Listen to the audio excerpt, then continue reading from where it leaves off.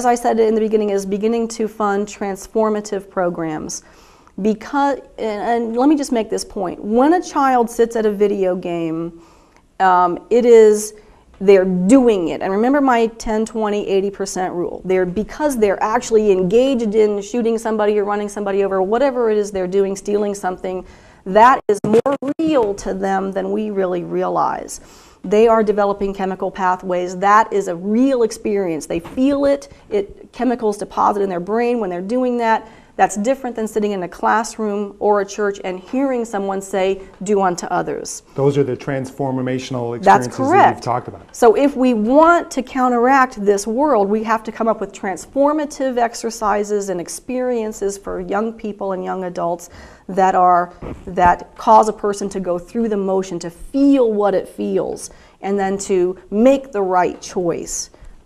To do something that is good and respectful versus something that is harmful to another human being or the earth. So how will you measure your effectiveness? We are measuring our effectiveness by the long-term, 2-year outcomes from the trips that we fund. The teachers that we send to the United States Holocaust Memorial Museum, we will follow them for a year as they come back to see what they actually implement. And let me give you one example of a measure of success.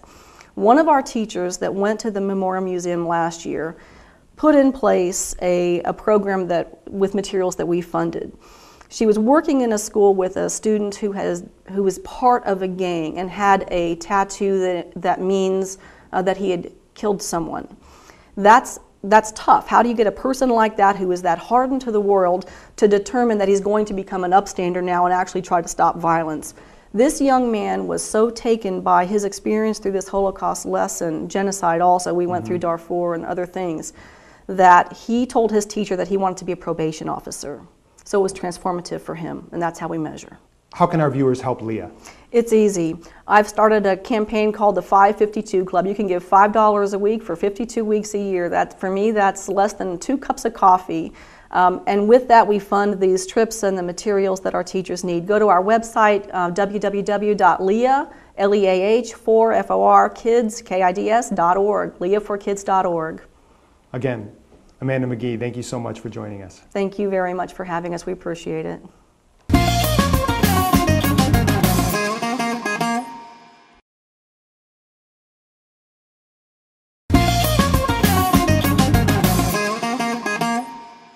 With us in studio today is Debbie Rahamim. Debbie is Educational Services Manager of the News and Education Program for the Florida Sun-Sentinel newspapers.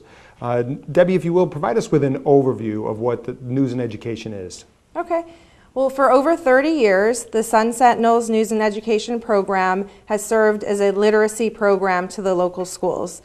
We reach the Tri-County area here in South Florida, so we reach Miami-Dade, Broward, and Palm Beach counties, and we serve anywhere from kindergarten to high school students, teachers, and parents as well. One of the things that we provide to the schools is the Sun-Sentinel newspaper. So the teachers can call us up and request daily copies of the paper, and they use that in their classroom lesson plans. The other aspect of our program is the curriculum guide on many different subject areas, one of which being Holocaust education. In Florida, Florida is one of the few states in the nation that has a mandate with respect to the teaching of Holocaust studies. How does your program supplement the curriculum that exists within each of the counties? We've developed a curriculum and customized a curriculum for Holocaust education that's in line with the Sunshine State standards for Florida. So when the students are using the curriculum and completing the various activities, they're learning the skills that they need to fulfill for FCAT preparation utilizing the Sunshine State standards. And we work with the local heads of the multicultural and Holocaust education departments to make sure they know this curriculum is coming and that it's in line with everything that they're teaching at the district. So this is a supplemental tool for them. In Florida, we have what's called the Florida Comprehensive Assessment Tests, and those are given to students of varying grades at the end of each year. And that is a focus of different tests that those students must take. So how do you customize your curriculum guide towards that teaching method? Well, the various activities are cross-curricular. So we have activities that are history related, we have activities that incorporate math, lots of language arts activities, and each of those are provided the different codes that they need to teach for the tests. So in various states they have similar types of tests. So they can take the same exact curriculum and just benchmark the activities to fit in line with their tests that they have there. And how do teachers utilize what you present to them? They use it as a supplement in their classroom. We work with the different education coordinators for each of the counties, and they help us disseminate the information and help us promote the information to the teachers. And when they're teaching the Holocaust education in the month of March usually, or maybe in the month of May for Holocaust Remembrance Week, they're using this in their daily lesson plans. Now this is a guidebook that is given to students. Yes. And what are the ways that the classroom incorporates this? What do the teachers do with it? What are some of the activities that are involved in this? They can use it in many different ways. There's timeline activities. They could use it for historical factors. They can use it for character education. That's also another mandated educational component in the local schools. So a lot of teachers will use it for character education as well. Okay, because I know with respect to the Florida statute, it doesn't mandate a particular curriculum per se. It mandates, it's basically an overview that it's to be taught in a manner that leads to an investigation of human behavior. Mm-hmm. So how do you recommend, when a teacher asks you, how do you recommend that they incorporate this into their program? What are some of the guides that you offer them? We don't really get involved in the particulars of how they utilize the curriculum in the classroom. That's really left up to them. We let them know that the material is available and we send it to the schools, but the intricacies of how they utilize it is really up to them. They can vary it, and a lot of times they'll pick and choose different portions of the curriculum that they want to use. And your goal really is to get this in as many hands, many students' hands as possible. Yes, absolutely. We've done really well over the past 6 years of increasing the distribution for this program. When we started, we basically ran ads in the newspaper asking for the community support and donations for adopting a classroom for Holocaust education. And in the last 2 years, we've been able to partner with Leah, and they've generously provided us with funding so we can increase that distribution. So we still have the two-part fundraising efforts. We have the sponsorship that we get from Leah, and then we also have the individual contributions from Sun Sentinel subscribers and local small companies.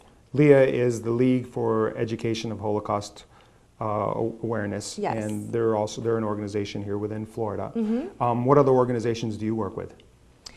For the News and Education program, we have many different partners. We have Publix, which is a local supermarket. We've partnered with Ford Motor Company. We write grants. We partnered with American Express. I also wanted to mention that last year, with all the generous donations from local Sun Sentinel subscribers, small businesses, and Leah, we were able to deliver 96,000 copies of the Holocaust curriculum to middle and high schools in the Tri-County area.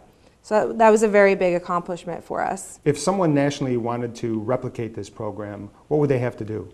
Yeah, that's a good question. We actually get many grandparents, parents, other educators in different states see the advertisements that we run in the paper, and they call us and request copies of the curriculum. So we're more than happy to send anybody copies of the curriculum if they contact us. And any news and education program in the state or in the country can easily replicate this program. They can purchase the rights to use a similar curriculum from one of the vendors that provides curriculum for news and education programs. They can run ads in their publication or get a sponsor or partner, and they can replicate this program very easily. So if someone wanted to get in touch with you to get that information, how would they contact you? They can contact me by calling 954-425-1168, or they can email me as well at drahamim@sunsentinel.com. Very good. Debbie Rahamim, thank you very much Thank for joining you. us on L'chaim. Thank you. That's it for this episode. For all the latest information on our show, please visit our website at tolifel'chaim.com or visit our new Facebook page. I'm Lee Lazarson. Thanks for joining us on To Life L'chaim.